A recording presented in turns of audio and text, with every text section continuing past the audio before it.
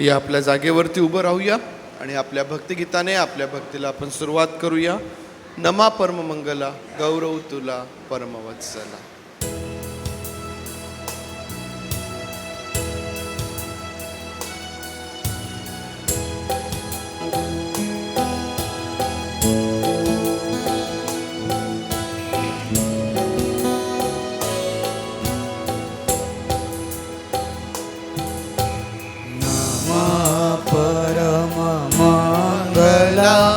गौरव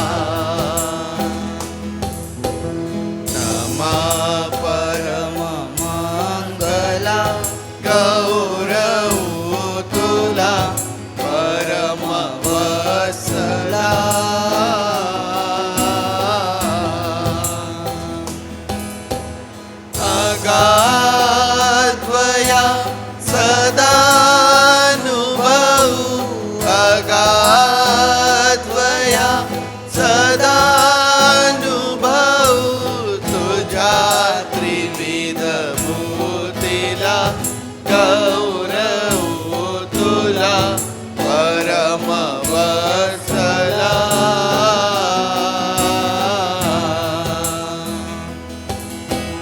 नमः परममंगला गौरव तुला परमवत्सला.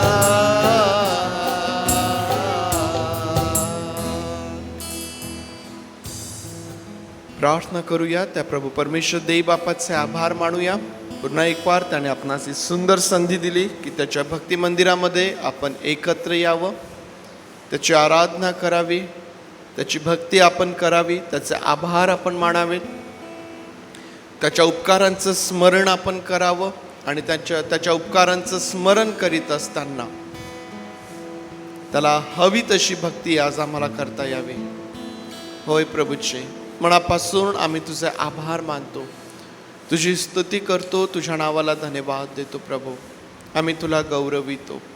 सर्व सन्मान आणि सर्व प्रशंसा आम्ही तुला देतो. प्रभू सर्व सन्मान आणि सर्व प्रशंसा आम्ही तुला देतो. माझ्या देवा, पवित्र देव बाप्पा, पवित्र देव बाप्पा, तुझ्या सर्व उपकारांसाठी, पुरवठ्यासाठी, आरोग्यासाठी, पवित्र देव बाप्पा केलेल्या संरक्षणासाठी, तुझ्या सर्व दयेसाठी, कृपेसाठी, तुझ्या प्रेमासाठी या पवित्र वारी एक वार पुन्हा आम्ही तुझे मनापासून आभार मानतो. तुझ्या नावाला धन्यवाद धन्यवाद धन्यवाद देतो. प्रभू पुन्हा आज एक वार तुझ्या भक्ती मंदिरामध्ये तू आम्हास एकत्र करत आहेस. तुझी उपस्थिती आमच्यामध्ये असू दे. पवित्र देव बाप्पा, तुला हवी तशी भक्ती करण्यास तू आमचं सहाय्य कर. तू आम्हा प्रत्येकाला जाणतोस, ओळखतोस. प्रभू आमची दुर्बलता तुला ठाऊक आहे. तू आम्हावर दया कर. प्रभू तू आमची क्षमा कर. माझ्या देवा, होय प्रभू तू आमची क्षमा कर. आणि पवित्र देव बाप्पा, आज तुझ्या उपस्थितीमध्ये पुन्हा एकदा तू नव्याने आम्हा प्रत्येकास स्पर्श कर. आणि देव बाप्पा, आमच्या जीवनाचा उपयोग तुझ्यासाठी तू कर. पवित्र देव बाप्पा, आमची प्रार्थना आहे प्रभू, या भक्तीच्या वेळेमध्ये आम्हाला उत्तम वातावरण तू दे. तुझी सावली तुझ्या लेकरांवर असू दे. तुझ्या लेकरांचं येणं आणि परत जाणं प्रभू तू सुरक्षित कर. तुझ्या सावलीमध्ये तू ते कर. पवित्र देव बाप्पा, कोणालाही उन्हाचा कुठलाही त्रास होऊ देऊ नको. प्रभू आम्ही तुला विनंती करतो पवित्र देव बाप्पा, आज जे आमचे प्रियजन दुःखणाईत आहेत, आजारी आहेत, दवाखान्यात आहेत, बिछाण्यावर आहेत, प्रभू अशा प्रत्येकालाही तू स्पर्श कर. आणि तुझं आरोग्य तू दे. पवित्र देव बापा, तुझं आरोग्य तू दे. पवित्र देव बापा, आजची सर्व भक्ती आम्ही तुझ्या हातांमध्ये सोपवित आहोत. आशीर्वादित कर प्रभू, आशीर्वादित कर. आम्ही सर्वजण तुझ्या अधीन होत. तुझे मनापासून आभार मानित प्रार्थना आमचा प्रभू येशू याच्या नावात मागतो म्हणून तू ऐक. आमेन, आमेन. बसूया आपण. चला चला सारे एक वार जाऊया रे. उपासना संगीतामधून 315 नंबरचं गीत आहे. टिळकांनी लिहिलेलं हे गीत आहे. चला चला सारे एक वार जाऊया रे.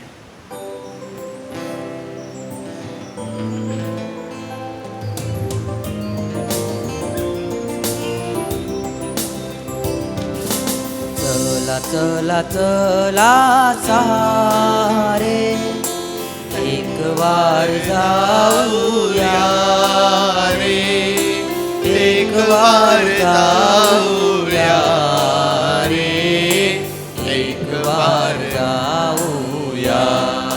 चला चला चला चला चला सारे एक वार जाऊया रे, एक वार जाऊया रे, एक वार जाऊया रे. देव बापाची या पायी तेथे भेदभाव नाही, तेथे भेदभाव नाही, तेथे भेदभाव नाही, तेथे भेदभाव नाही, तेथे भेदभाव नाही. चला चला चला सारे एक वार जाऊया रे, एक वार जाऊया रे, एक वार जाऊया रे. प्रीती सारे माझे तुझे हस्त पावे ना खोजे जे, हस्त पावे ना खोजे जे, हस्त पावे ना खोजे जे, हस्त पावे ना खोजे जे, हस्त पावे ना खोजे जे. चला चला चला सारे एक वार जाऊया रे, एक वार जाऊया रे, एक वार जाऊया रे. रे. नित्य रम्य एकी नाम तिचे ना खोलो की, नाव तिचे ना खोलो की, नाव तिचे ना खोलो की, नाव तिचे ना खोलो की, नाव तिचे ना खोलो की. चला चला चला सारे एक वार जाऊया रे, एक वार जाऊया रे, एक वार जाऊया रे.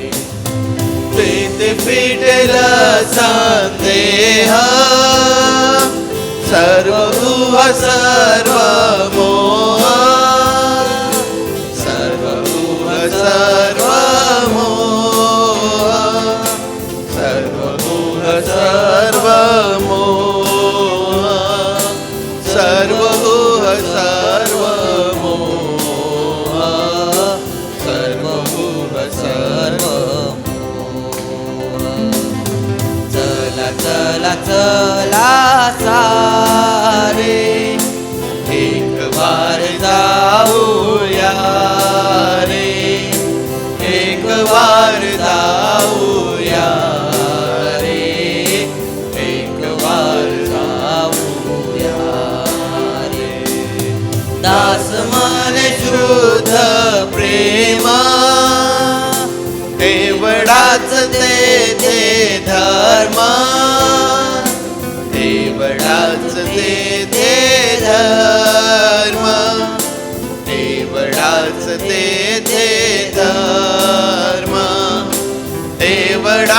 तेथे धर्म, एवढाच तेथे धर्म. चला चला चला सारे एक वार जाऊया रे, एक वार जाऊया रे, एक वार जाऊया रे.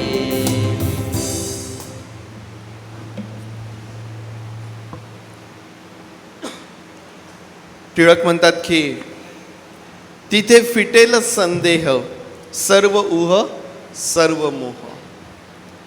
या परमेश्वर देईबापाच्या उपस्थितीमध्ये आमच्या जीवनामधले सर्व संशय, सर्व ऊह, सर्व आमची दुःख, आमची चिंता, काळजी, आमचं कणणं एवढंच नव्हे तर या जगामध्ये ज्या सर्व मोहांना आम्ही तोंड देतो, रोज जो संघर्ष चांगल्या आणि वाईटाकरिता आमच्या आत चालू राहतो, त्या सर्व मोहांवरती देखील तुम्हाला आणि मला त्या ठिकाणी विजय आहे.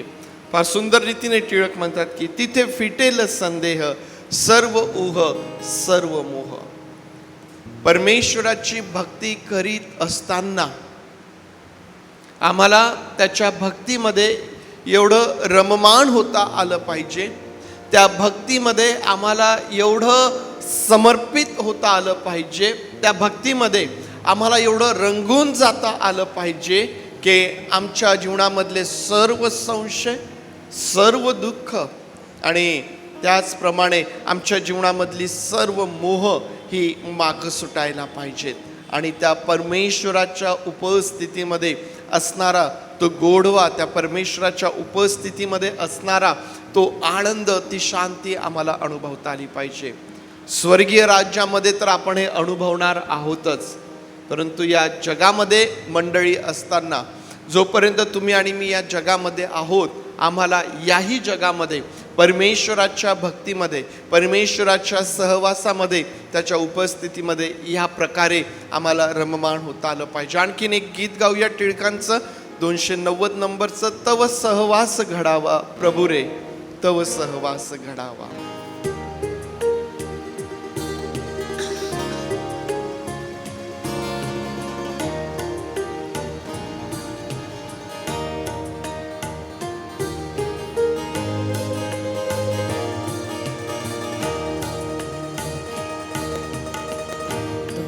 सहवास घडावा, तव सहवास घडावा. क्षणभर विरह नसावा, क्षणभर विरह नसावा. तव सहवास घडावा सहवास घडावा. राहो सुंदर सदनी नगरी, किंवा राणी पर्वत कुहरी. राहो सुंदर सदनी नगरी, किंवा राणी पर्वत कुहरी. देह विभो हा माझा, देह विभो हा माझा. कोठेही मग स्वर्गच जीवा, कोठेही मग स्वर्गच जीवा. तव सहवास घडावा,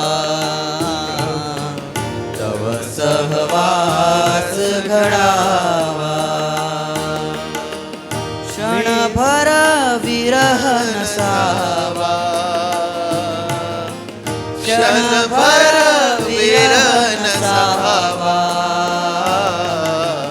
तव सहवास घडावा प्रभु रे, तव सहवास घडावा. रस अन्य खाया कंदमुळे मज प्रभुराया मिळो षडस अन्य खाया कंदमुळे मज प्रभुराया तू जवळी मम सदा तू जवळी मम सदा अमृतानुभवत मज तो वावा अमृतानुभवत मज तो वावा सहवास घडावा प्रभु रे तव सहवास घडावा क्षणभर विरह नसावा क्षणभर विरह नसावा तव सहवास घडावा प्रभु रे तव सहवास घडावा मृदुल फुलांची सुखकर शय्या किंवा प्रसर खंडनी जाया मृदुल फुलांची सुखकर शय्या किंवा प्रसर खंडनी जाया हृदयात वटे कोणी हृदयात वटे कोणी असता कष्ट न शब्द भावा असता कष्ट न शब्द धावा तव सहवास घडावा प्रभु रे तव सहवास घडावा क्षणभर विरह नसावा क्षणभर विरह नसावा तव सहवास घडावा प्रभु रे तव सहवास घडावा हे प्रिय कंदा सर्व सुखाचा ये गे माझे तन मन वाचा हे प्रिय कंदा सर्व सुखाचा ये गे माझे तन मन वाचा ख्रिस्ता मात प्रिय ख्रिस्ता ख्रिस्ता प्रिय ख्रिस्ता अविनाशी तू मात्र विसावा अविनाशी तू मात्र विसावा तव सहवास घडावा प्रभु रे तव सहवास घडावा क्षणभर विरह नसावा क्षणभर विरह नसावा तव सहवास घडावा प्रभु रे तव सहवास घडावा पवित्र शास्त्रामधून एक स्तोत्र यावेळेस वाचूया. शुभम आपल्यासाठी एक स्तोत्र वाचेल. प्रभूच्या नावात सर्वांना सलाम. मी आपल्यासमोर एक स्तोत्र वाचतो. स्तोत्रसंहिता 62 62 स्तोत्रसंहिता 62 मी आपल्याकरता वाचतो. आपली भिस्त केवळ देवावर. माझा जीव केवळ देवावर भिस्त टाकून स्वस्थ राहिला आहे. त्याच्यापासून मला तारण प्राप्ती होते. तोच केवळ माझा खळक, तोच माझे तारण आहे. तोच माझा उंच गड आहे, मी सहसा डरणार नाही. एकट्या मनुष्याला मारण्याकरिता त्याच्यावर तुम्ही सर्व कोटवर चढाई करून याल. तो झुकलेल्या भिंतीसारखा, कोसळलेल्या कुंपणासारखा आहे. त्याच्या उंच पदावरून त्याला पाडण्याकरिता मात्र ते मसलत करतात. त्यांना लबाडी आवडते. ते आपल्या तोंडाने आशीर्वाद देतात, पण मनातून शाप देतात.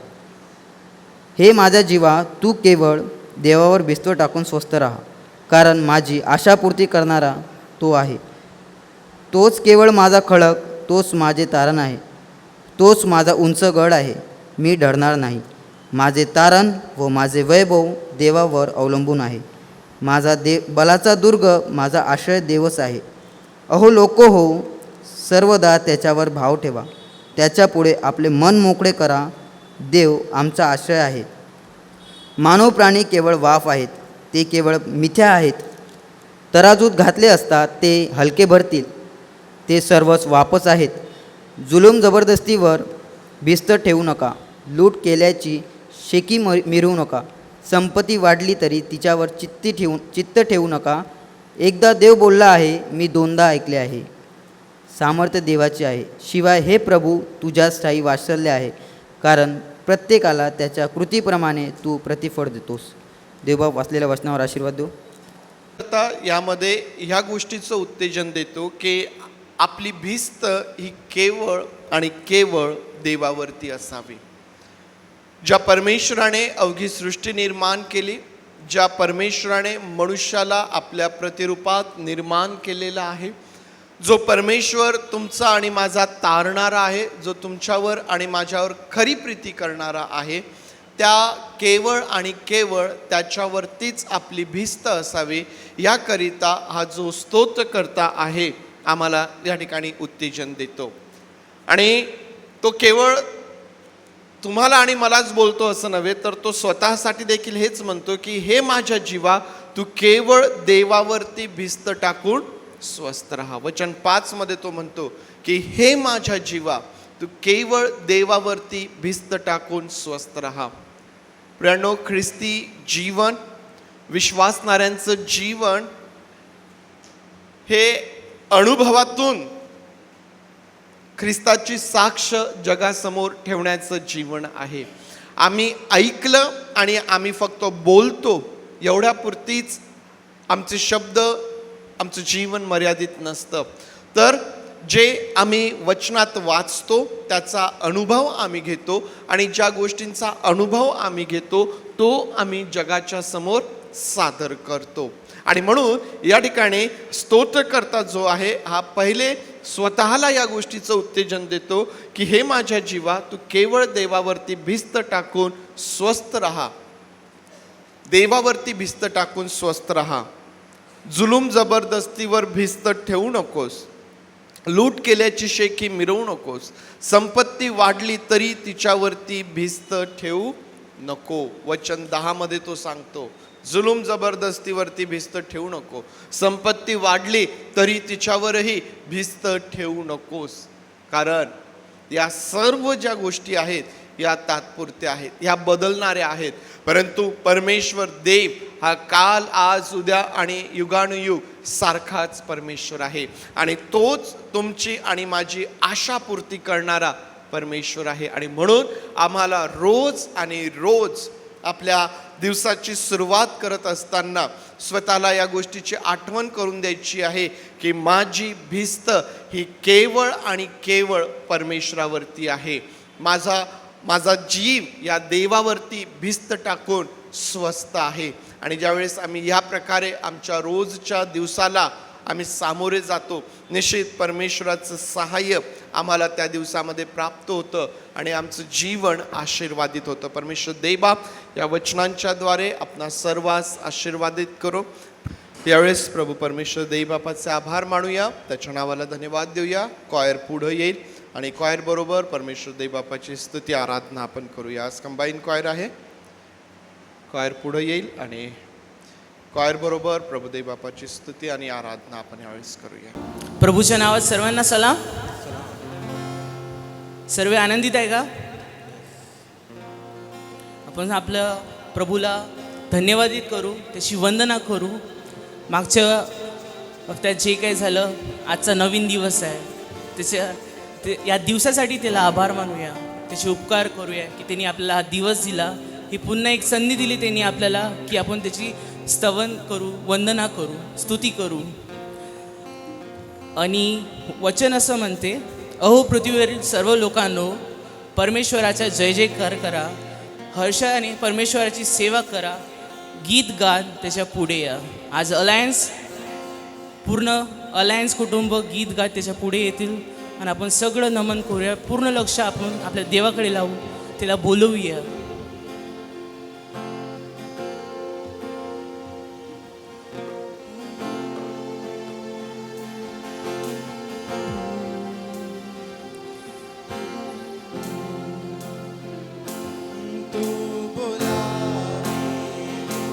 सेवा कराया प्रभु आलो आनंदे,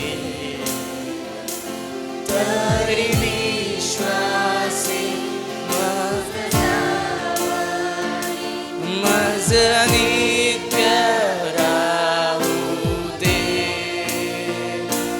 मज जोडी प्रभु तुझशी तव सादाऊनी, मज तव खुशीशी प्रभु ओढूनी, तव सेवेला शववारेसे करी ख्रिस्ता कृपेने,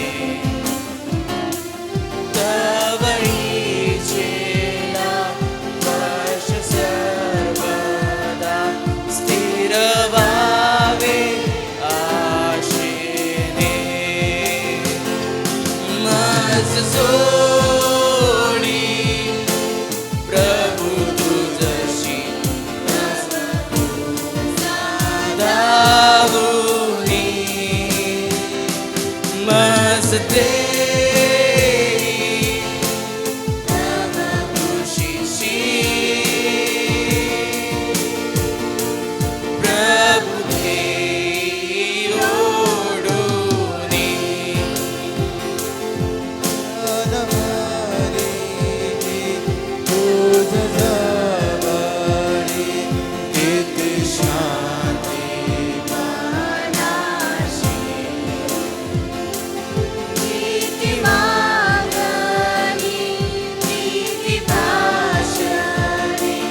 जशी मित्र मित्राशी, मज जोडी तव सादाऊनी, मज तव खुशीशी प्रभु ओढूनी, तरी संपत्ती तव भीतीची इहलोकी कळेना. भरती जयशी सदानंदाची न मिळे स्वर्गाविना.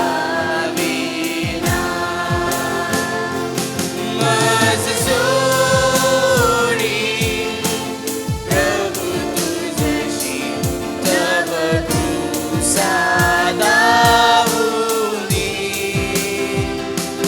मज तव खुशीशी प्रभु ओढूनी.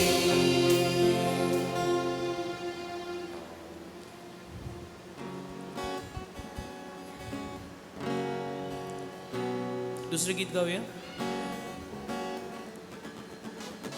आपण मन लावून टाळ्या वाजूया.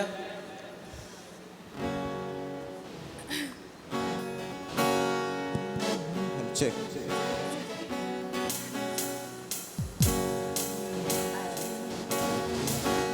क्यों ना बोलूं फिर मैं तेरी जय जयकार, क्यों ना बोलूं फिर मैं तेरी जय जयकार. जय जयकार जय जयकार, तूने मेरे लिए क्या कुछ ना किया. जय जयकार जय जयकार, तूने मेरे लिए क्या कुछ ना किया. तेरा प्यार है महान, तेरा प्यार है महान, तेरा प्यार है जहां. मैं जो पहले मुर्दा था तूने डाली मुझ में जान. तेरा प्यार है महान, तेरा प्यार है जहां. मैं जो पहले मुर्दा था तूने डाली मुझ में जान. क्यों ना बोलूं फिर मैं तेरी जय जयकार, क्यों ना बोलूं फिर मैं तेरी जय जयकार. जय जयकार जय जयकार, तूने मेरे लिए क्या कुछ ना किया. जय जयकार जय जयकार, तूने मेरे लिए क्या कुछ ना किया. मेरी सूरत बिगड़ी थी, मेरा दिल था खाली, तूने सिंचाला उसे ताकि आए हरियाली. मेरी सूरत बिगड़ी थी, मेरा दिल था खाली, तूने सिंचाला उसे ताकि आए हरियाली. क्यों ना बोलूं फिर मैं तेरी जय जयकार, क्यों ना बोलूं फिर मैं तेरी जय जयकार. जय जयकार जय जयकार, तूने मेरे लिए क्या कुछ ना किया. जय जयकार जय जयकार, तूने मेरे लिए क्या कुछ ना किया. आई जीवन में खुशी पाई अपनी जिंदगी, तूने मेरा साथिया मुझको दी है जिंदगी. आई जीवन में खुशी पाई अपनी जिंदगी, तूने मेरा साथिया मुझको दी है जिंदगी. क्यों ना बोलूं फिर मैं तेरी जय जयकार, क्यों ना बोलूं फिर मैं तेरी जय जयकार. ओ जय जयकार जय जयकार, तूने मेरे लिए क्या कुछ ना किया. जय जयकार जय जयकार, तूने मेरे लिए सब कुछ है किया.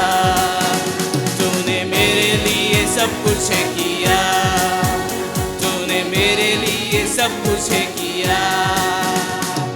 धन्यवाद यीशुला, धन्यवाद यीशुला. सब मिलके धन्यवाद यीशुला, धन्यवाद यीशुला. हालेलुया राजांच्या राजाला, प्रभूंच्या प्रभूला धन्यवाद यीशुला. हालेलुया राजांच्या राजाला, प्रभूंच्या प्रभूला धन्यवाद यीशुला. महिमा महिमा हो द्या त्याला, येशूला. महिमा हो द्या त्याला, महिमा हो द्या त्याला, येशूला. महिमा हो द्या त्याला. हालेलुया राजांच्या राजाला, प्रभूंच्या प्रभूला महिमा हो द्या त्याला. हालेलुया राजांच्या राजाला, प्रभूंच्या प्रभूला महिमा हो द्या त्याला.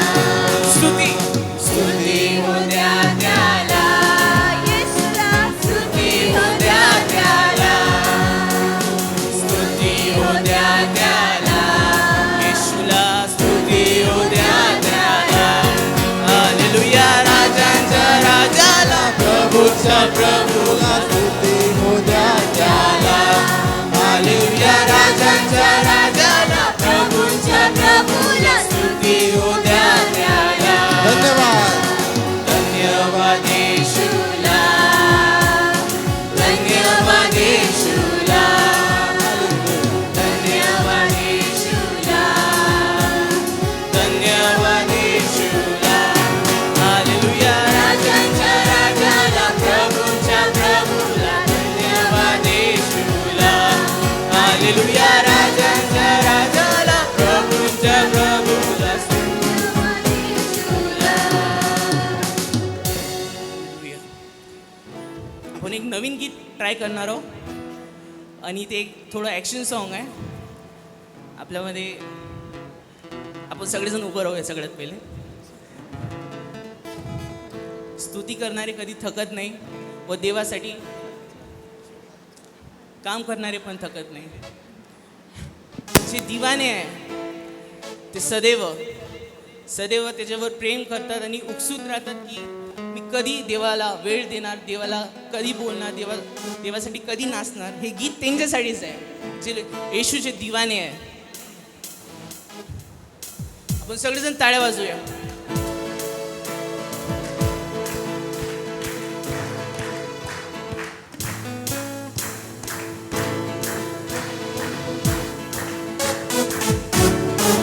संडे स्कूल पुढे येऊ शकते इथे.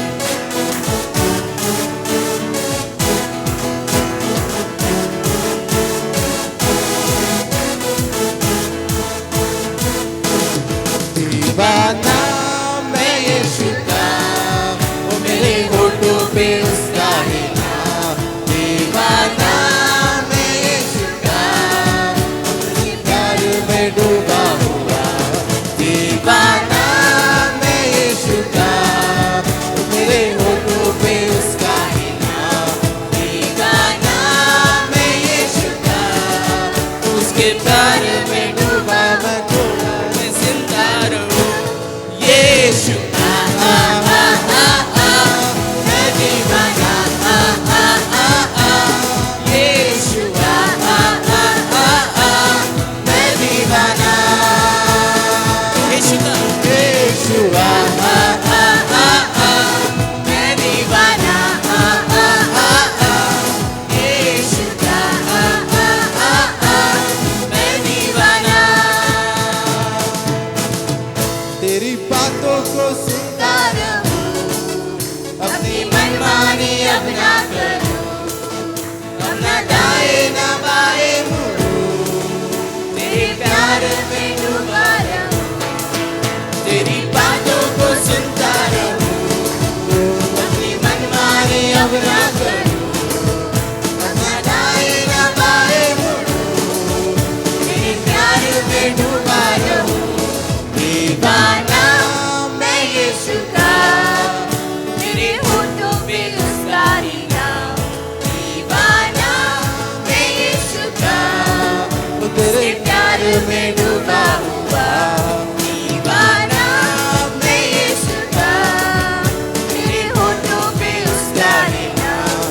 दीवाना मैं यीशु का, उसके प्यार में डूबा मैं खोया मैं जिंदा रहूं. यीशु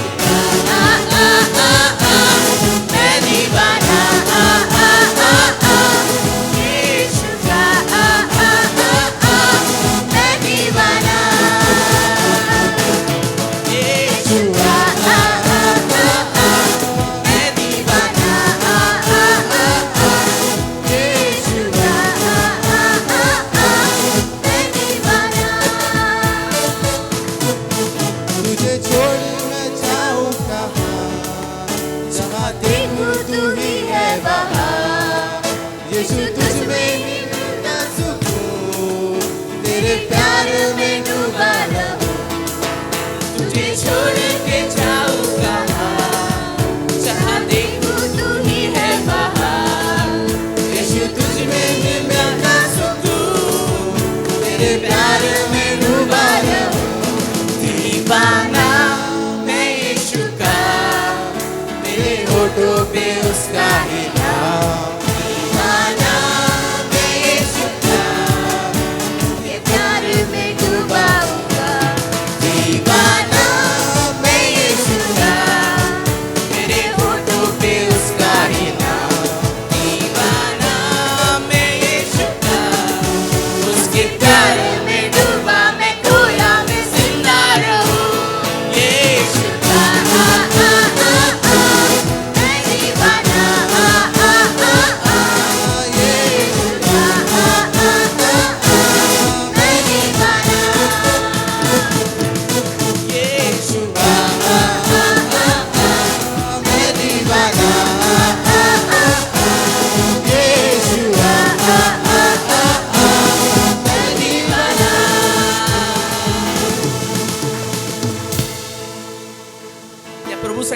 टाळ्या वाजू त्याच्या महिमा गाऊया. सगळं दुःख विसरून आपण सर्व लक्ष येशूकडे लावूया आणि भक्तीमध्ये जाऊया. हो प्रभू, आम्ही तुझ्या जवळ आलो आहे देवप्पा. आमच्याकडे शब्द आहे देवप्पा, आमच्याकडे खूप सारे कंप्लेंट्स आहे देवप्पा. आज तुझ्या समोर आम्ही सादर करतोय देवप्पा. आज तुला सांगतोय देवप्पा आणि तू ऐकणार आहे. आमच्या अश्रूचा उत्तर तू देणार आहे देवप्पा. हा पुन्हा आम्हाला विश्वास आहे देवप्पा. प्रभू, तुझ्या जवळ येतो. मन भरलेलं आहे ते मोकळं कर देवप्पा.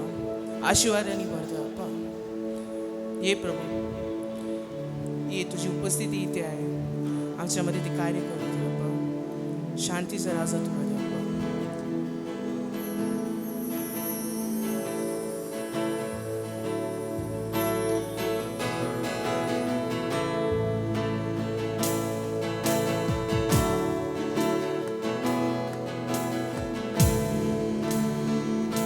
दुआ में शब्द ना रहे, आंसू ही बया करे. जो कहना चाहूं तुझसे मैं खुदा, ये आंसू है तो बह रहे, पर हारा नहीं हूँ मैं. ईमान तुझमें अब भी है मेरा. दुआ में शब्द आंसू ही बया करे. जो कहना चाहूं तुझसे मैं खुदा, ये आंसू है तो बह रहे, पर हारा नहीं हूँ मैं. ईमान अब भी तुझ में है मेरा.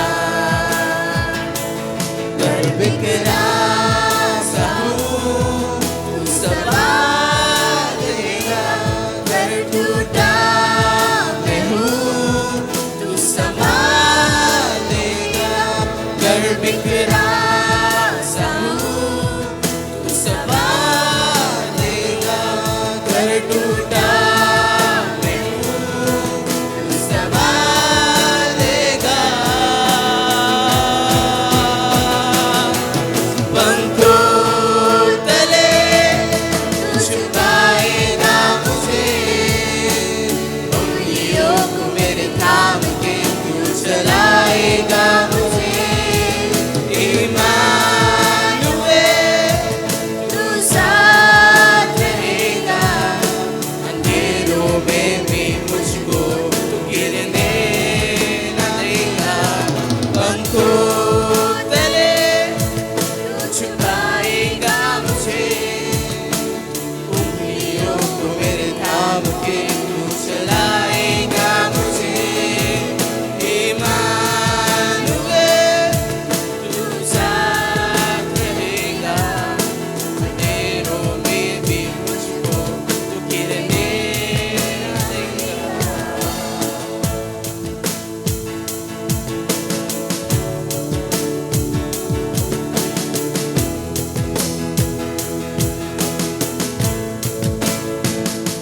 आया हूँ पास में तेरे, लेके सारी ख्वाहिशें, पर सबसे ज्यादा तू ही चाहिए. आया हूँ पास में तेरे, लेके सारी ख्वाहिशें, पर सबसे ज्यादा तू ही चाहिए. आया हूँ पास में तेरे, लेके सारी ख्वाहिशें, पर सबसे ज्यादा तू ही चाहिए. कोई समझे ना मुझे, चाहे कोई कुछ कहे, मुझे सबसे ज्यादा तू ही चाहिए. कर बिखरा सा हूँ, तू संभाल देगा. कर टूटा मैं हूँ, तू संभाल लेगा. कर बिखरा सा हूँ, तू संभाल लेगा. कर टूटा मैं हूँ, तू संभाल लेगा.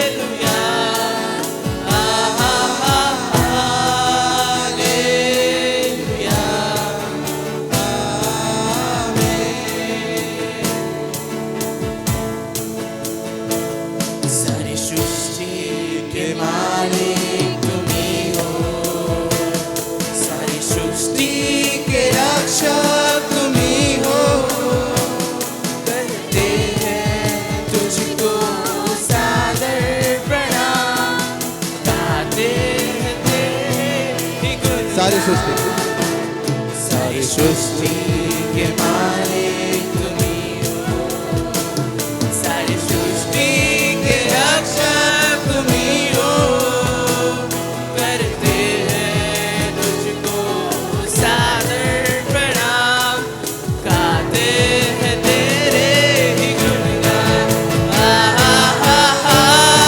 हालेलुया,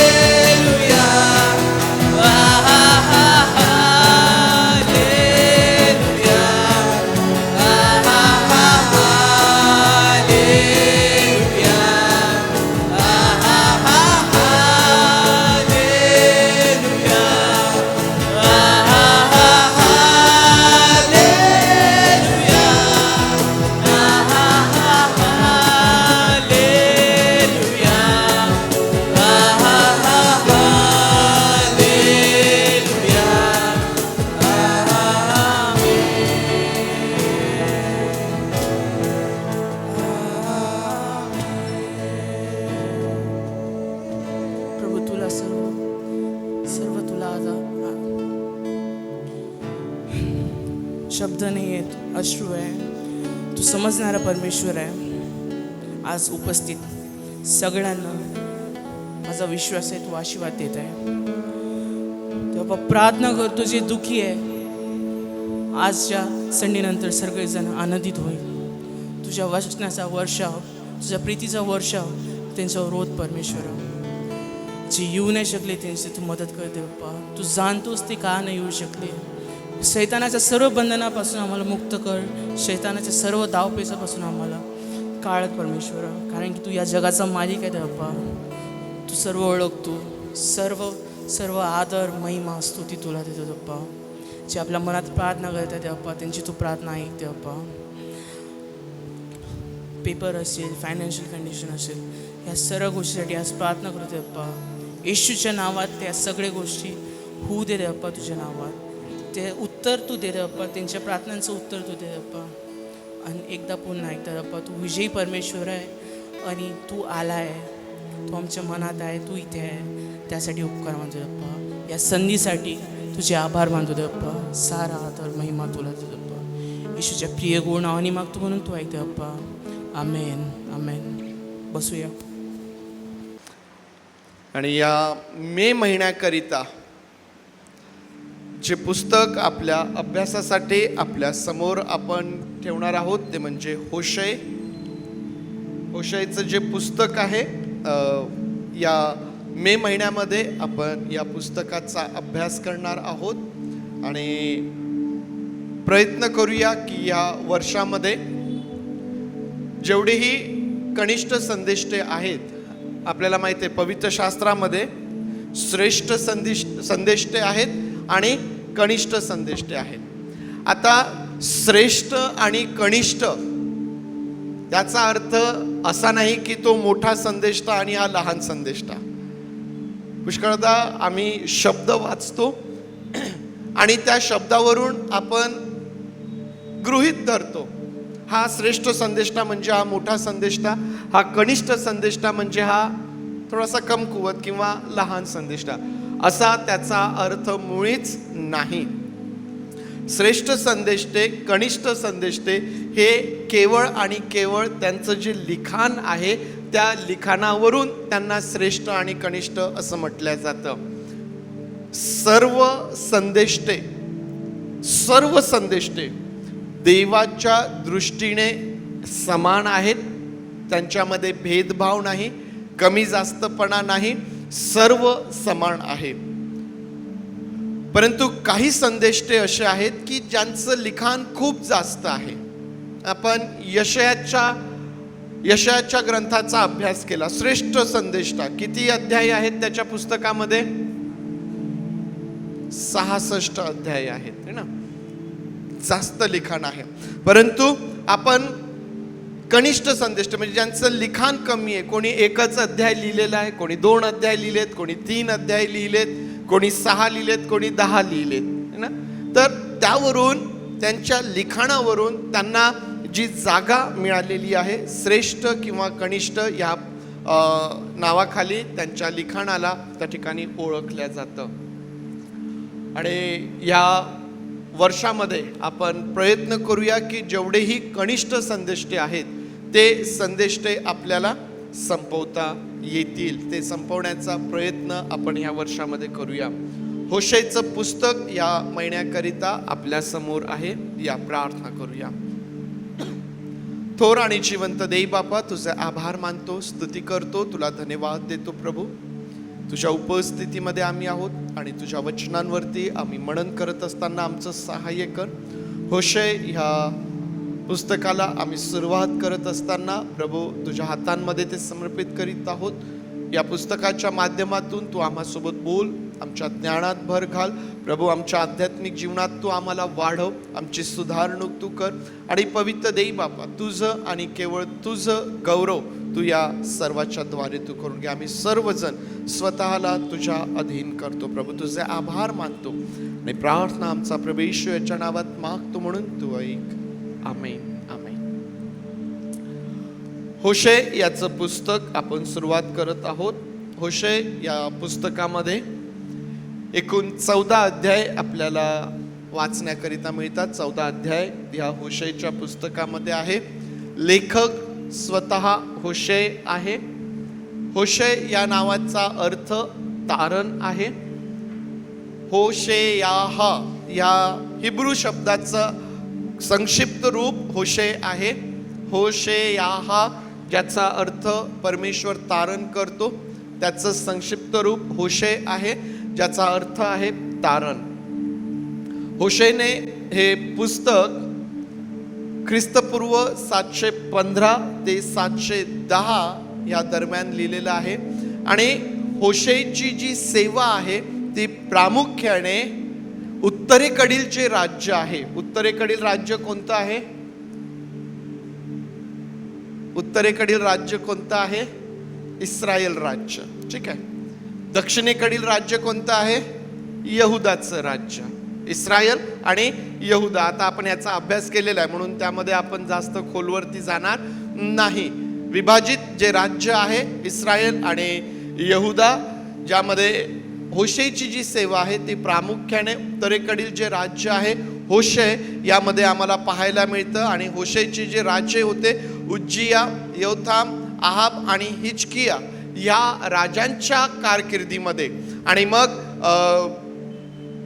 दक्षिणेकडे यराबाम हा आम्हाला पाहायला मिळतो. या प्रकारे या राजांच्या कारकिर्दीमध्ये होशेने त्याची सेवा केलेली आहे. या पुस्तकाचा जो मुख्य विषय आम्हाला दिसून येईल, होशे हे पुस्तक तुम्ही वाचत असताना, त्याचा अभ्यास करत असताना जो विषय तुम्हाला दिसून येईल तो म्हणजे इस्रायल लोकांची बेईमानी, न्याय आणि मग त्यांचा उद्धार करणे किंवा त्यांची पुनर्स्थापना करणे. बेईमानी, न्याय आणि देवाची उद्धारक प्रीती जी आहे ती आम्हाला होशेच्या पुस्तकामध्ये वाचायला मिळते. म्हणून ज्यावेळेस तुम्ही अभ्यास कराल, तुम्ही वाचाल, हा विषय आपल्या मनामध्ये ठेवा. तुम्ही काय वाचत आहात होशेच्या पुस्तकामध्ये? तर होशेच्या पुस्तकामध्ये इस्रायल लोकांनी केलेली बेईमानी जी आहे, देवाच्या विरुद्ध जे वागले ते तुम्हाला वाचायला मिळेल.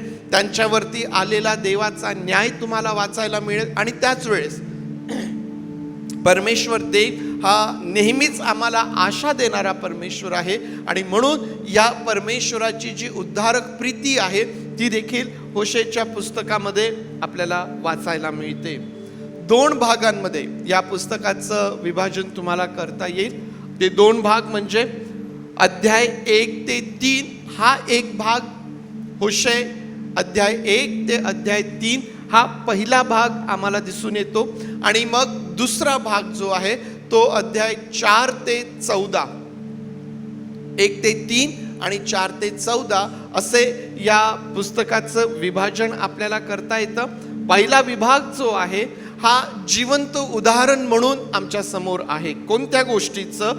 तर इस्रायलची बैमानी, तिचा नाकार करणे व तिचं पुनर्स्थापना जी आहे ती आम्हाला त्याचं जिवंत उदाहरण हे पहिल्या 3 अध्यायांमध्ये पाहायला मिळतं. आणि मग दुसरे जे आहे 4 ते 14 अध्याय जे आहे त्यामध्ये संदेशांची मालिका आहे. एकानंतर एक संदेश होशे या लोकांना देत आहे आणि एकानंतर एक संदेश होशे देत असताना याही संदेशांचा आशय किंवा विषय काय आहे? तर इस्रायलची बैमानी, नाकारणे व तिचं पुनर्स्थापना जी आहे हे आम्हाला या ठिकाणी पाहायला मिळतं. पहिल्या 3 अध्यायामधून जिवंत उदाहरण आम्हाला त्या ठिकाणी आहे. आणि मग दुसऱ्या विभागामध्ये त्या ठिकाणी संदेशांची मालिका आम्हाला पाहायला मिळते. पहिला विभाग जो आहे त्यावरती आज आपण मनन करणार आहोत. अध्याय 1 ते 3 होशे अध्याय 1 ते 3 आज मननासाठी आपल्या समोर असणार आहे. आणि यामधून जो विषय आपल्या समोर असणार आहे तो म्हणजे होशे, समर्पणाचे उत्तम उदाहरण. आजचा जो आपला विषय आहे या पहिल्या विभागावरती मनन करत असताना तो आपला विषय आहे होशे, समर्पणाचे उत्तम उदाहरण. आता या पहिल्या 3 अध्यायांमध्ये तुम्हाला काय वाचायला मिळेल? पहिल्या 3 अध्यायांमध्ये तुम्हाला होशेच्या विवाह संदर्भात वाचायला मिळेल. होशेचा विवाह आणि मग त्याची लेकरं, हे जे कुटुंब त्या ठिकाणी आहे या कुटुंबाबद्दल या पहिल्या 3 अध्यायांमध्ये तुम्हाला त्या ठिकाणी वाचायला मिळेल. आणि या 3 अध्यायांमध्ये होशेचा विवाह असेल, होशेची लेकरं असतील, होशेचं जे कुटुंब आहे त्यामधून त्याचं जे समर्पण आहे ते समर्पण आपल्याला त्या ठिकाणी समजून येतं.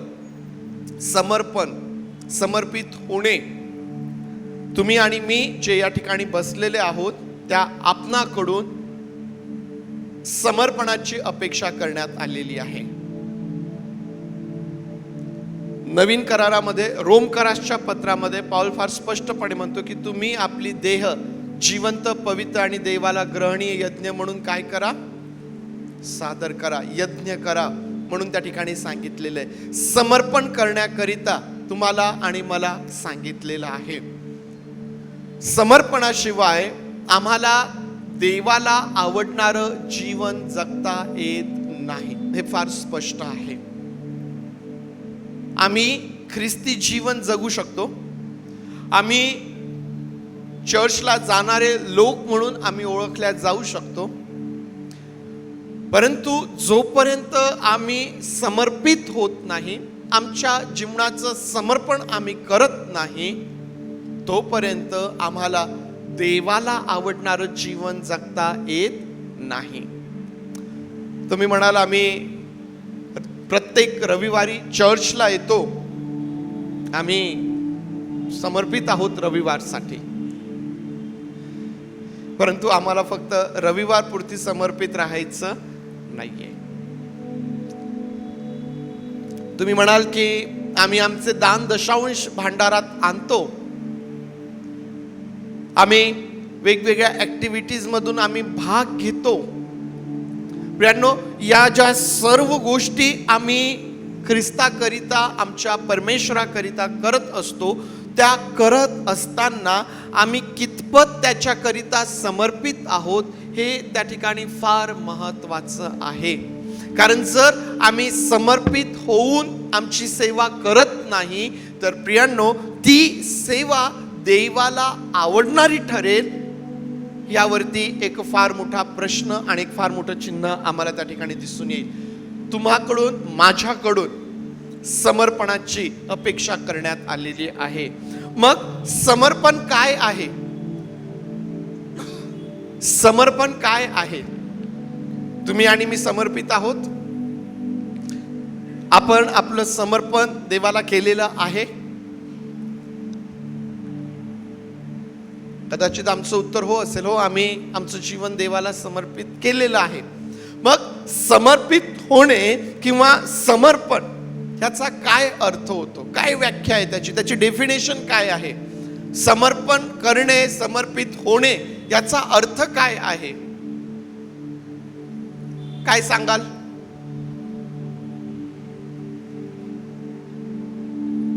काय सांगाल? समर्पण करणे. आम्ही पाहतो ना, मी माझं समर्पण केलं.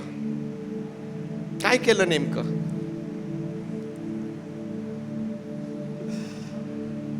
थोडासा विचार करा की तुम्ही आणि मी आपल्या जीवनामध्ये कधीतरी कुठंतरी कशा तरी रीतीने ज्यावेळेस परमेश्वराने आमच्या मनाचा ताबा घेतला, आम्ही आमचं समर्पण देवाला केलं. मग समर्पण केलं म्हणजे नेमकं काय केलं?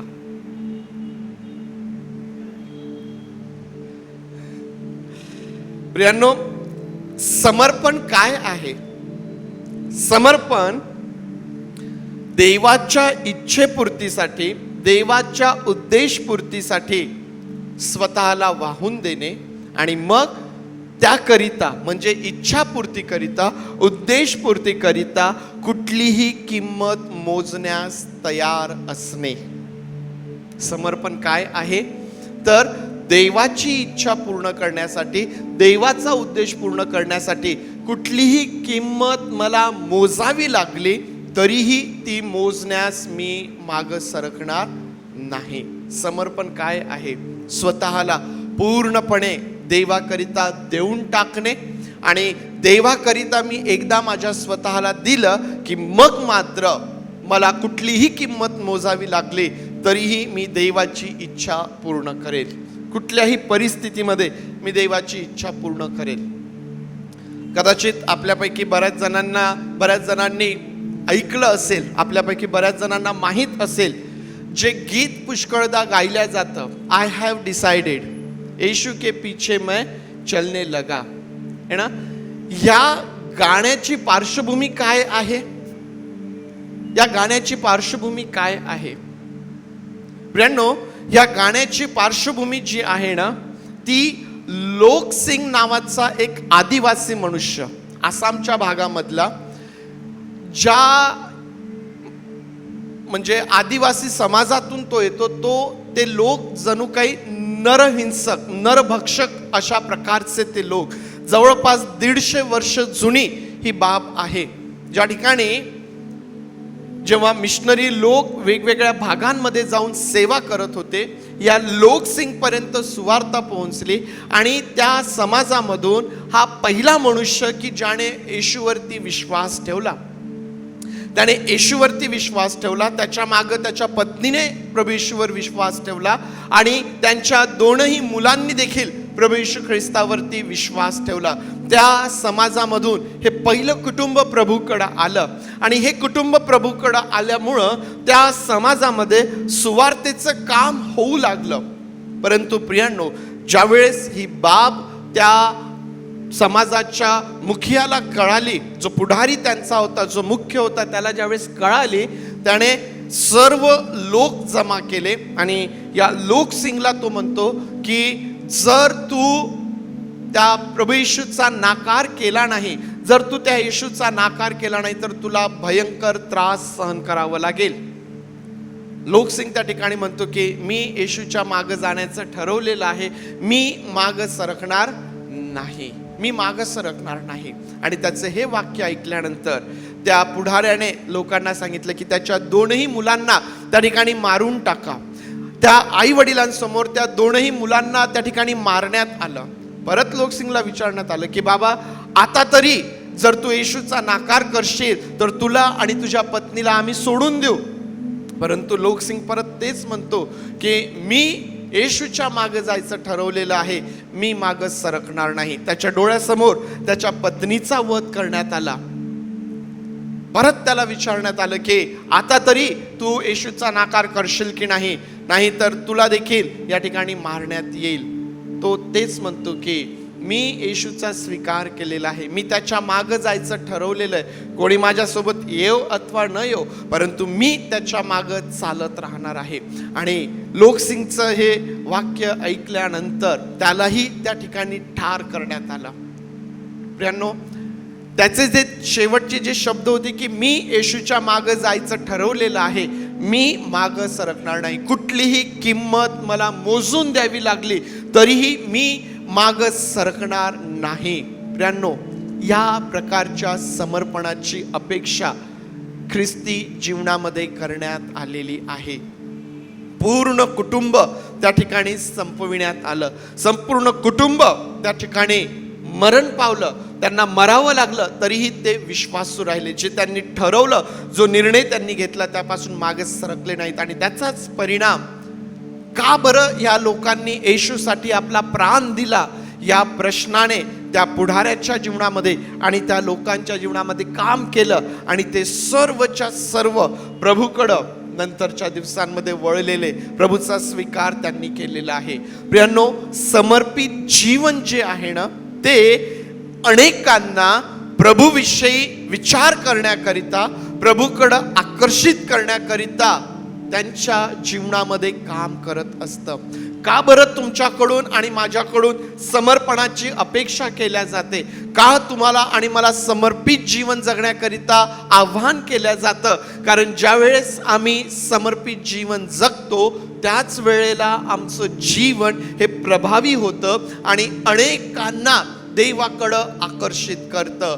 होशेच्या जीवनामध्ये आम्हाला याच प्रकारचं समर्पण त्या ठिकाणी पाहायला मिळतं. प्रियांनो, होशेच्या जीवनामध्ये आम्हाला अशाच प्रकारचं समर्पण दिसून येतं आणि ते या पहिल्या 3 अध्यायांमधून आपण पाहत आहोत. देवाचे ऐकण्यामधून आम्हाला होशेचं समर्पण दिसून येतं. कोणत्या गोष्टीतून होशेचं समर्पण दिसून येतं? तर देवाचं ऐकण्यामध्ये, ऐकण्याच्या माध्यमातून होशेचं समर्पण आम्हाला त्या ठिकाणी दिसून येतं. आता आम्हाला माहिती आहे की आमचा जो परमेश्वर आहे ना, तो नेहमी बोलणारा, त्याची इच्छा प्रगट करणारा, आमच्यासाठी त्याची काय इच्छा आहे हे सांगणारा आमचा परमेश्वर आहे. तुम्ही पहा, पवित्र शास्त्रामध्ये परमेश्वर देव हा नेहमी मनुष्याला काहीतरी करण्याकरिता सांगत आहे. आदाम हवेला त्याने काय सांगितलं होतं? काय सांगितलं होतं? फळ खाऊ नका. नोहाला त्याने काय सांगितलं? तारू बांध. अब्राहमाला काय सांगितलं? मी सांगेल तुला त्या देशात जा. नवीन करारामध्ये आपण येऊया. योसेफाला काय सांगितलं? योसेफ कोणता? मरियेचा पती प्रभू येशू ख्रिस्त है ना. योसेफाला काय सांगितलं? आपल्या पत्नीचा स्वीकार करण्यास अन्मान करू नकोस. नवीन करारामध्ये सर्व शिष्यांना नवीन करारामध्ये काय सांगितलं प्रभू येशू ख्रिस्ताने? नवीन करारात आणखीन काय सांगितलं? आता नेमकं आता नवीन करार एवढे पुस्तकं, 27 पुस्तकं, नेमकं कोणाबद्दल सांगायचं? आपण अजून थोडंसं त्याला जवळ करूया. नवीन करारामध्ये तुम्ही आणि मी आहोत. तुम्हाला आणि मला काय सांगण्यात आलेलं आहे? संपूर्ण सृष्टीला सुवार्तेची घोषणा, अगदी आरंभापासून तर या घटकेपर्यंत परमेश्वर देव जो आहे ना, तो बोलत आलेला आहे. तो आपल्या लोकांना, ज्यांची निवड त्याने केली, त्यांना काही ना काही करण्याकरिता तो सांगणारा परमेश्वर आम्हाला दिसून येतं. परमेश्वराने होशेला काय सांगितलं? परमेश्वराने, तुम्ही ज्यावेळेस आपण वाचत नाहीये परंतु पहिल्या 3 अध्यायांवरती आपण मनन करीत आहोत. सुरुवातीची वचने ज्यावेळेस तुम्ही वाचाल ना, परमेश्वराने होशेला काय करायला सांगितलं? विवाह करायला सांगितला. चांगली गोष्ट आहे. विवाह करायला सांगितला. देवाने होशेला विवाह करायला सांगितला. परंतु महत्वाचा भाग हा आहे, कोणासोबत विवाह करायला सांगितला? एक जारिणी बायको करून घे. एका जारिणी बरोबर, एका वेश्येबरोबर तू जाऊन विवाह कर. हे मात्र कठीण आहे. विवाह कर हे सोपं आहे, परंतु कोणासोबत कर त्या ठिकाणी मात्र आम्हाला होशेच्या समर्पणाची समर्पण जे आहे ते आम्हाला त्या ठिकाणी दिसून येतं. परमेश्वर देव होशेला म्हणतो की तू आपल्यासाठी एक जारिणी जी आहे ती बायको करून घे. कसं काय परमेश्वर असं सांगू शकतो बरं? परमेश्वर होशेला म्हणतोय की जा, एक जारिणी जी आहे ती बायको करून घे. आता हा जो प्रकार आहे ना, त्या काळामध्ये बालाच्या मंदिरामध्ये देवदासीची प्रथा होती. ह्या देवदासी ज्या ठिकाणी वेश्या व्यवसाय ते लोक चालवायचे, त्यांच्यापैकी एक आपल्याकरिता पत्नी करून घे म्हणून परमेश्वराने त्याला सांगितलं. आता यामध्ये काही लोकांचं असं म्हणणं आहे की होशेचा विवाह जो आहे तो रूपकात्मक आहे, वास्तविक नाही परंतु रूपकात्मक आहे. काही जण ह्या प्रकारे याला डिफेन्स करण्याचा किंवा याकडे पाहण्याचा प्रयत्न करतात. काही जण असं म्हणतात की ज्यावेळेस होशेने त्या स्त्रीसोबत विवाह केला, जिचं नाव आम्हाला सांगितलेलं आहे गोमर, हे त्या स्त्रीचं नाव आहे जिच्याबरोबर होशेने विवाह केला. असं सांगितलं जातं की त्याच्या विवाहाच्या समयी ती शुद्ध होती, परंतु विवाहानंतर ती या होशेला आणि आपल्या लेकरांना सोडून ती परपुरुषाच्या माग ती निघून गेली. तिने जाऊन व्यभिचार केला, जारिणी ती झाली, असं त्या ठिकाणी सांगितलं जातं. मित्रांनो, महत्वाचा भाग या ठिकाणी हा आहे की होशे त्याच्या विवाहाच्याच आधी त्याला अशा स्त्रीबरोबर विवाह करण्याकरिता सांगितल्या जात आहे की जी होशे बरोबर विश्वासू नसेल, जी होशे बरोबर प्रामाणिक नसेल. परंतु होशे जो आहे हा आज्ञेप्रमाणे तिच्यावरती प्रीती करणारा आम्हाला दिसून येतो. तिच्याकरिता तिच्याबरोबर परत समेट करणारा दिसून येतो. 3रा अध्याय आणि वचन 1 आणि 2 वाचा कोणीतरी. 3रा अध्याय वचन 1 आणि 2.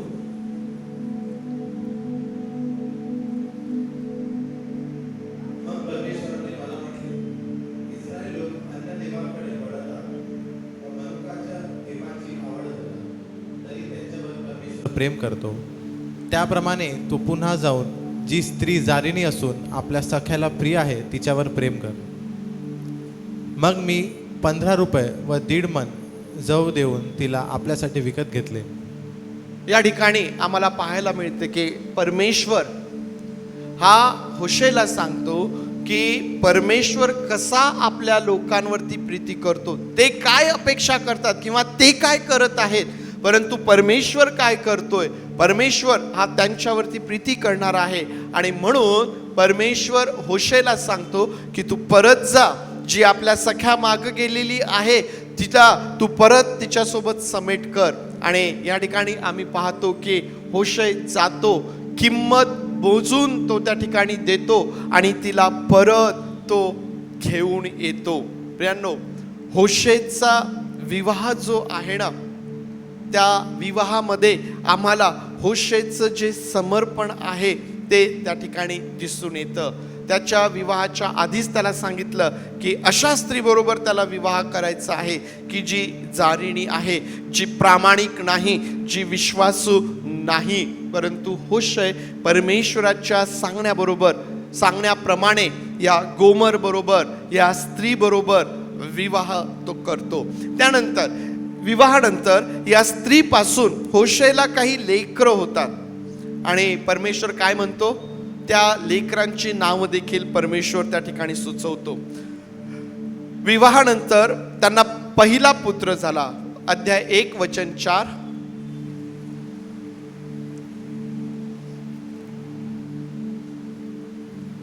अध्याय 1 वचन 4.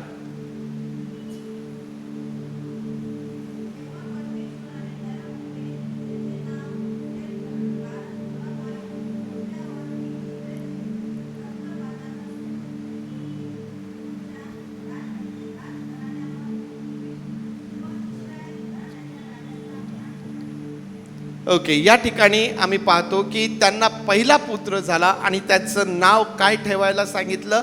इस्राएल. कारण परमेश्वर म्हणतो की मी त्या ठिकाणी काय करणार आहे? सूड मी त्या ठिकाणी घेणार आहे. त्यानंतर त्यांना दुसरी कन्या झाली. अध्याय 1 आणि वचन 6 जे आहे ते वाचा.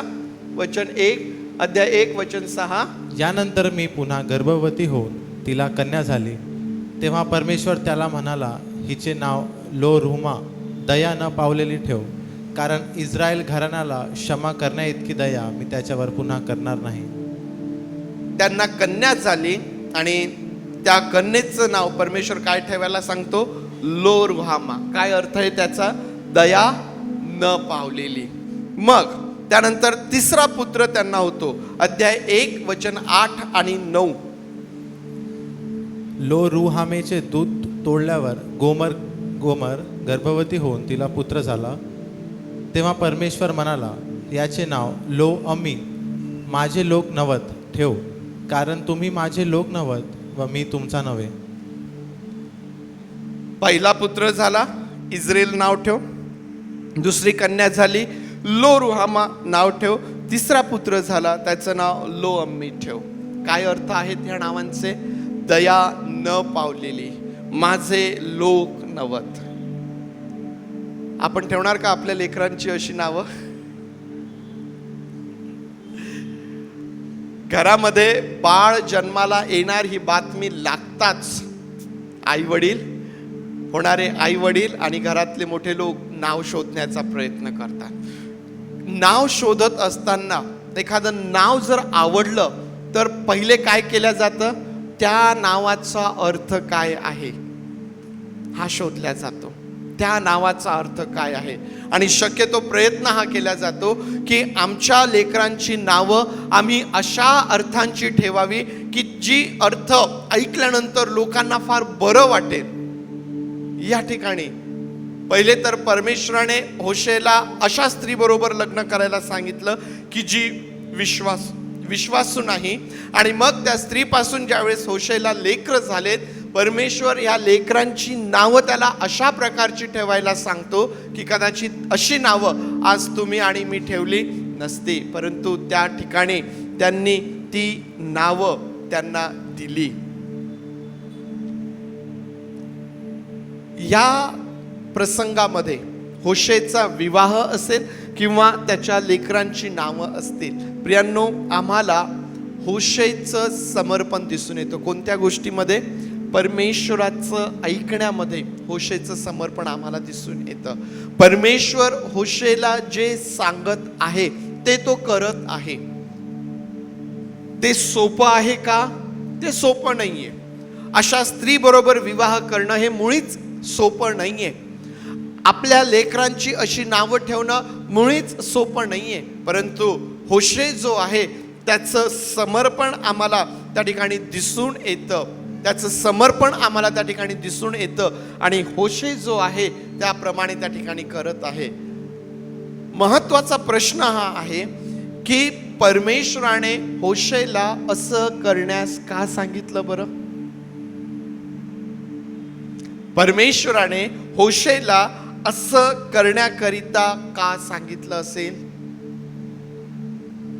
का बरं परमेश्वर होशेला अशा गोष्टी किंवा या गोष्टी करण्याकरिता तो सांगत आहे? मित्रांनो, महत्वाचं आहे की देव होशे व त्याच्या कुटुंबाला एक जिवंत उदाहरण म्हणून लोकांच्या समोर ठेवतो. समर्पण काय आहे? समर्पण काय आहे?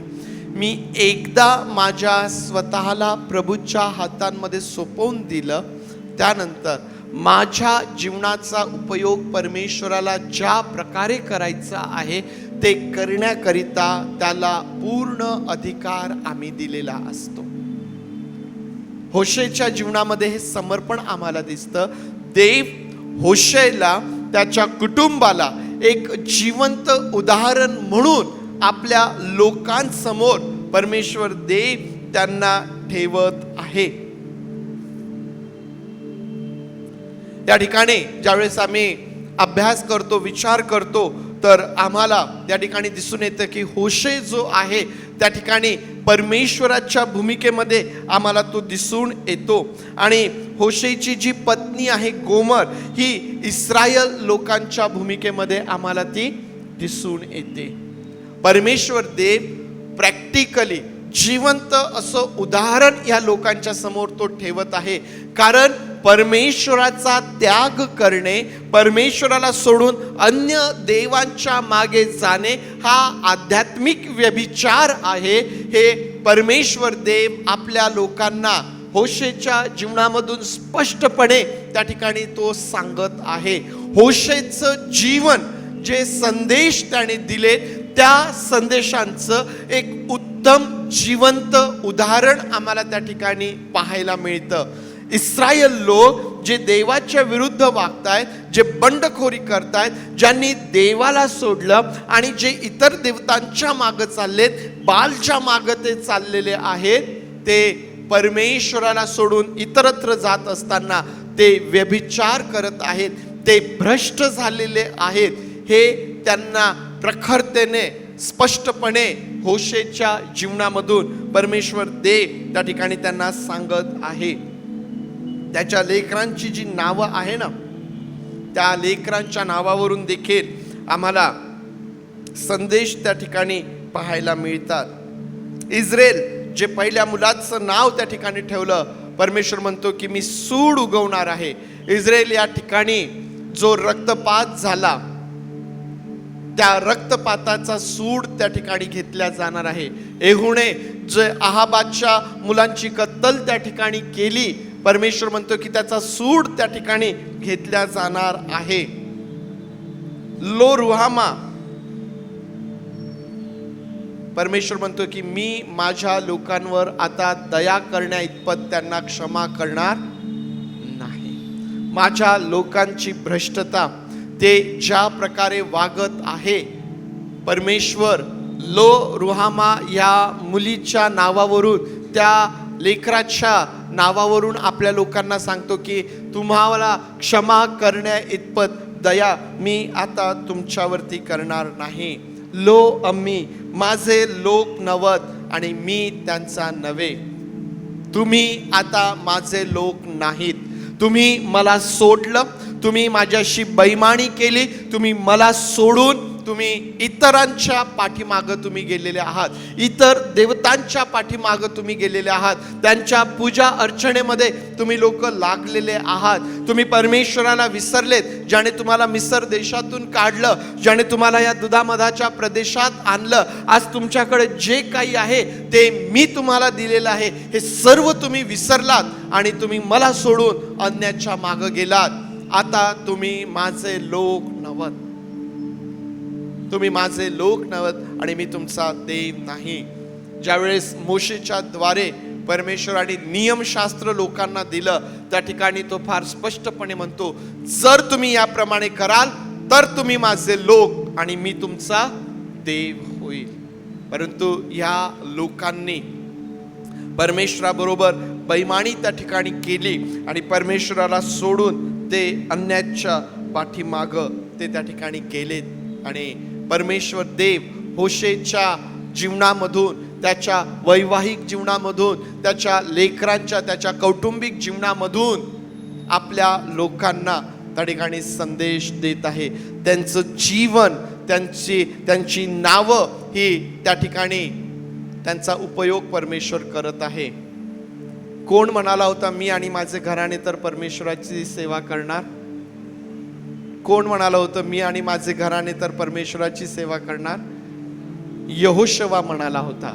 परंतु मला असं वाटतं की होशेच्या जीवनातून प्रॅक्टिकली आम्हाला दिसून येतं, होशे आणि त्याचं कुटुंब आहे ना, त्या ठिकाणी परमेश्वर त्यांचा उपयोग करत आहे. जरी त्याची पत्नी जारिणी आहे, जरी ती होशे बरोबर प्रामाणिक नाही, परंतु तिच्या अप्रामाणिकपणाचा, तिच्या बैमानीच्या द्वारे परमेश्वर आपल्या लोकांना त्यांचा चेहरा तो त्या ठिकाणी दाखवत आहे. होशेकडून परमेश्वर लोकांना सांगत आहे की तरीही मी तुमच्यावरती प्रेम करणार आहे, अजूनही मी तुमच्याबरोबर समेट करण्याकरिता तयार आहे, अजूनही मी तुमच्याकरिता किंमत मोजून देण्याकरिता तयार आहे. परमेश्वर देव त्या ठिकाणी आपल्या लोकांना तो उत्तेजन त्या ठिकाणी देत आहे. प्रियांनो, समर्पित जीवन जगण्याकरिता एक फार मोठं अडखळण आहे. अडखळण काय माहिती आहे? समर्पित जीवन जगण्याकरिता एक फार मोठं अडखळण आहे आणि ते अडखळण म्हणजे लोक काय म्हणतील. लोक काय म्हणतील हे एक फार मोठं अडखळण आहे. लोक काय म्हणतील. मी प्रभू येशू ख्रिस्ताचा स्वीकार केला, मी प्रार्थनेला जाऊ लागलो तर लोक काय म्हणतील. मी बाप्तिस्मा घेतला तर लोक काय म्हणतील. लोक काय म्हणतील. मी जो एवढा वाईट माझी एक ओळख लोकांच्या समोर आहे, मी माझं एक इमेज लोकांच्या समोर बनवलेली आहे आणि आता ती सोडून मी एक नम्रतेचं जीवन जगण्याचं म्हटलं तर लोक काय म्हणतील. आम्ही परमेश्वरासाठी काहीही करण्याचा प्रयत्न केला तर हा विचार मनुष्याच्या मनात येतो की लोक काय म्हणतील. पुष्कळदा लोकांचा विचार त्या ठिकाणी केला जातो. होशेच्याही मनात हा विचार आला असेल ना की लोक काय म्हणतील, माझं कुटुंब काय म्हणत, मी अशा स्त्रीबरोबर विवाह करावा, माझं कुटुंब काय म्हणेल, माझे लोक काय म्हणतील. मी ज्या लोकांना संदेश मला द्यायचा आहे, ज्या लोकांमध्ये मला सेवा करायची आहे, ज्यांना मला संदेश द्यायचा आहे, ते लोक काय म्हणतील. तू आम्हाला सांगत आहे, तू स्वतः काय केलेलं आहे, लोक काय म्हणतील. हा प्रश्न आम्हाला पुष्कळदा त्या ठिकाणी दिसून येतो. परंतु प्रियांनो, जर आम्हाला परमेश्वर देव जर आम्हाला सांगतो तर आम्हाला त्याप्रमाणे करायचं आहे. तुम्हाला माहिती आहे, लोक काय म्हणतील हा विचार जर आमच्या मनात आहे तर आम्ही अजूनही स्वतःसाठीच जगत आहोत. आम्ही अजूनही ख्रिस्तासाठी जगत नाही. समजतं का? लोक काय म्हणतील हा विचार जर आमच्या मनात येतो आणि आम्ही त्या ठिकाणी थांबतो, याचा अर्थ हा आहे की आम्ही अजूनही स्वतःसाठी जीवन जगत आहोत. स्वतःचं इमेज, स्वतःची प्रेस्टेज, माझा मीपणा, माझी जी ओळख आहे, मी अजूनही माझ्या स्वतःसाठी जगत आहे. कारण जी व्यक्ती ख्रिस्तासाठी जगते, जी व्यक्ती देवासाठी जगते ना, ती हा विचार करत नाही की लोक काय म्हणतील. ते हाच विचार करतात की ख्रिस्त काय म्हणतो, ख्रिस्त काय सांगतो. जर मी अजूनही माझ्यासाठी जीवन जगतोय याचा अर्थ हा आहे, याचा अर्थ हा आहे की मी अजूनही माझ्या स्वतःला वधस्तंभावरती खिळलेलं नाही. मी माझं समर्पण केलेलं नाही. मी माझं समर्पण केलेलं नाही. समर्पित जीवनामधूनच आत्म्याची फळं दिसून येतात. समर्पित जीवनामधूनच आत्म्याची फळे दिसून येतात. जर तुम्ही समर्पित आहात तरच तुम्हाला प्रीती करता येईल. जर तुम्ही समर्पित आहात तरच खऱ्या आनंदाचा अनुभव, खरी शांती, ममता, चांगुलपणा, सहनशीलता, इंद्रिय दमन, ही जी आत्म्याची फळं आहेत ना, ही समर्पित व्यक्तीच्या जीवनामधूनच दिसून येतात. परंतु जी व्यक्ती समर्पित नाही, जिने स्वतःला वधस्तंभावरती खिळलेलं नाही, जी अजूनही स्वतः करिता जगत आहे, त्या व्यक्तीला मात्र हे कठीण आहे. तुम्हाला आणि मला समर्पणाची गरज आहे. आत्म्याची फळं आमच्या जीवनातून दिसून यावी असं जर आम्हाला वाटतं तर आम्हाला समर्पित होण्याची गरज आहे. जर तुम्हाला आणि मला असं वाटतं की माझ्या जीवनाचा उपयोग परमेश्वराने करावा तर आम्हाला समर्पित होण्याची गरज आहे. जर तुम्हाला असं वाटतं की देवाने तुम्हाला जे काही करण्याकरिता सांगितलेलं आहे ते जर तुम्हाला करायचं आहे तर त्यासाठी पहिल्याने समर्पित होण्याची गरज आहे. त्याशिवाय आम्ही ते करू शकणार नाही. संपवत असताना परमेश्वराने होशेला सांगितलं की अशा स्त्री बरोबर विवाह कर. त्या विवाहामध्ये होशे परमेश्वराच्या आज्ञेप्रमाणे प्रीती करणारा आहे. तुम्हाला आणि मलाही आमच्या वैवाहिक जीवनामध्ये ह्याच प्रकारे प्रीती करणारे आम्हाला असायचे आहे. तरुण लेकरांसाठी महत्वाचं आहे ना. विवाहाच्या संदर्भात फार थोडकं पवित्र शास्त्रामध्ये सांगितलेलं आहे. विवाहामधली कर्तव्य पुष्कळ सांगितलेली आहे, परंतु कोणी कोणाबरोबर विवाह करायचा याविषयी पवित्र शास्त्र तरुणांना काय सांगतं? तुमच्या विवाहाच्या संदर्भात देव तुम्हाला काय सांगतो? जी तरुण लेकरं मंडळीमध्ये आहेत, जी आता काही वर्षांमध्ये विवाह करणार आहेत, काय सांगितलेलं आहे देवाने तुम्हाला तुमच्या विवाहाच्या संदर्भात? होशेला तर म्हटलं होतं की एक जारिणी आपल्यासाठी बायको करून घे. तुम्हाला काय सांगितलेलं आहे? जी मुलगी आवडेल तिच्यासोबत लग्न कर, असं सांगितलेलं आहे का? काय सांगितलेलं आहे? विश्वासणाऱ्यांबरोबरच काय करायचं आहे? देवाच्या या इच्छेकरिता समर्पित राहा. देवाच्या या इच्छेकरिता समर्पित राहा. आम्ही समर्पित राहू नये. आम्ही आमच्या मनाप्रमाणे करावं. आम्हाला जे चांगलं वाटेल, जे आवडेल ते आम्ही करावं. या प्रकारचा मोह तरुण लेकरांच्या जीवनामध्ये येतो. परंतु प्रामाणिक असा. तुमच्या विवाहाच्या संदर्भात जी देवाची इच्छा तुमच्यासाठी आहे ती तुम्हाला पूर्ण करायची आहे. विश्वासणाऱ्यांबरोबरच विवाह करायचा आहे. जेव्हा एका विश्वासाचे लोक एकत्र येतात त्या ठिकाणी त्यांना आशीर्वाद प्राप्त होतात. जर वेगवेगळ्या विश्वासाचे लोक एकत्र येतात, त्यांच्या वैयक्तिक जीवनामध्ये, त्यांच्या लेकरांच्या जीवनामध्ये पुष्कळ संघर्ष आम्हाला पाहायला मिळतो. आणि म्हणून सावध असा, या बाबतीत सावध असा. ज्यांची विवाह झालेली आहे ना, वाद असतील, भांडणं असतील, या ठिकाणी होशेचं उदाहरण तुमच्या समोर आहे. होशेची पत्नी त्याच्यासोबत कशा प्रकारे वागत आहे, परंतु तरीही देवाच्या आज्ञेप्रमाणे होशे जो आहे हा तिच्यावरती प्रीती करणारा आहे. पतीने पत्नीवरती प्रीती करावी, पत्नीने पतीवरती प्रीती करावी. हे त्या ठिकाणी अतिशय महत्वाचं आहे. प्रियांनो, तुम्हाला आणि मला परमेश्वराने, ख्रिस्ताने सांगितलेलं आहे की सर्व सृष्टीला जाऊन सुवार्तेची घोषणा करा. ही सुवार्तेची घोषणा करत असताना मी आणि माझं कुटुंब, माझी लेकरं, आम्ही सर्व मिळून ही घोषणा आम्ही करणार आहोत. आमचं जीवन, आमचं कुटुंब हे त्याकरिता एक आदर्श म्हणून आम्ही समाजाच्या समोर आणि जगाच्या समोर आम्ही असणार आहोत. तुम्हाला आणि मला सांगितलेलं आहे सर्व सृष्टीला जाऊन सुवार्तेची घोषणा तुम्हाला आणि मला करायची आहे. हे करण्यासाठी देखील आम्हाला समर्पणाची गरज आहे.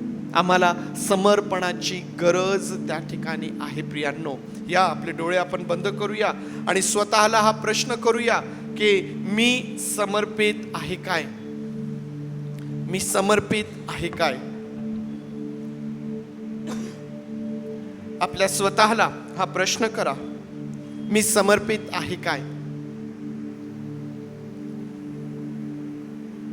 मी समर्पित आहे काय?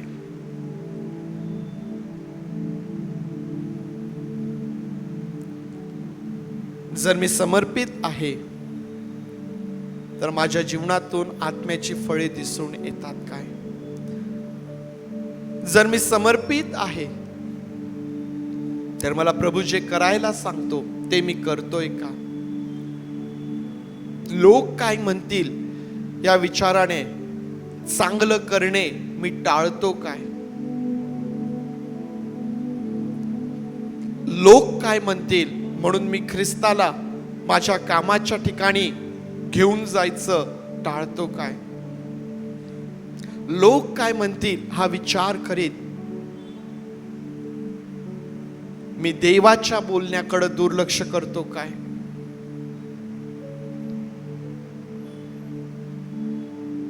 मला समर्पणाची गरज आहे काय? होय, मला समर्पणाची गरज आहे. मला देवासाठी समर्पित होण्याची गरज आहे. मला माझ्या कुटुंबासाठी समर्पित होण्याची गरज आहे. आज देवबापाचं सहाय्य आम्हाला मागता येईल. आज देवबापाचं सहाय्य आम्हाला मागता येईल. प्रभू देवबापा, आम्ही तुझ्या समोर आहोत. होशेच्या जीवनाकडे आम्ही ज्यावेळेस बघतो, देवबापा किती कठीण गोष्टी तू त्याला सांगितल्या, परंतु होशे माग सरकला नाही. त्याचं जीवन, त्याच्या संदेशांचं उत्तम जिवंत उदाहरण तो बनला. पवित्र देवबापा, आमचं सहाय्य कर. तुझ्या आत्म्याचं सहाय्य आम्हास पुरव. तुझ्या आत्म्याचं सहाय्य आम्हास पुरव प्रभू. तुझ्या आत्म्याचं सहाय्य आम्हास पुरव. पवित्र देवबापा, आम्ही पुष्कळदा बोलतो की आम्ही समर्पित आहोत, परंतु त्याचा अर्थच आम्हाला समजत नाही. पुष्कळदा समर्पित जीवनामधून जी कृती अपेक्षित आहे ती आम्ही करतच नाही. पवित्र देवबापा, तू आमची क्षमा कर. तू आमची क्षमा कर प्रभूचे. तू आमची क्षमा कर प्रभूचे. पवित्र देवबापा, तू आमची क्षमा कर. आज आम्ही पुन्हा एकदा स्वतःला तुझ्या हातांमध्ये सोपवितो आणि समर्पित जीवन जगण्याच्या द्वारे प्रभू तुझं गौरव आमच्या जीवनामधून व्हावं म्हणून आम्ही स्वतःला तुझ्या हातांमध्ये सोपवितो. कुठलीही किंमत मोजण्यास आम्ही तयार असावं ही कृपा तू आम्हास पुरव प्रभू. आम्हास कृपा पुरव प्रभूची. आम्हास बळ सामर्थ्य दे. तुझे आभार मानतो आणि प्रार्थना प्रभू येशू याच्या नावात मागतो म्हणून तू ऐक. आमेन, आमेन, आमेन, आमेन. या आपण सर्वजण उभं राहूया. प्रभूने शिकवलेली प्रार्थना म्हणूया.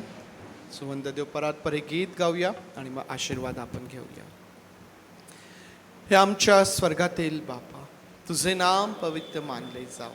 तुझे राज्य जसे स्वर्गात तसेच पृथ्वी. तुझ्या इच्छेप्रमाणे आमचे रोजची भाकर आज आम्हास दे. जसे आम्ही आमच्या ऋण्यास ऋण सोडले तसेच तो आमचे ऋणे आम्हास सोड. आणि आम्हास परीक्षेत आणू नकोस, तर आम्हास वाईटापासून सोडी. कारण की राज्य, सामर्थ्य आणि गौरव हे सर्व काळ तुझेच आहे. आमेन.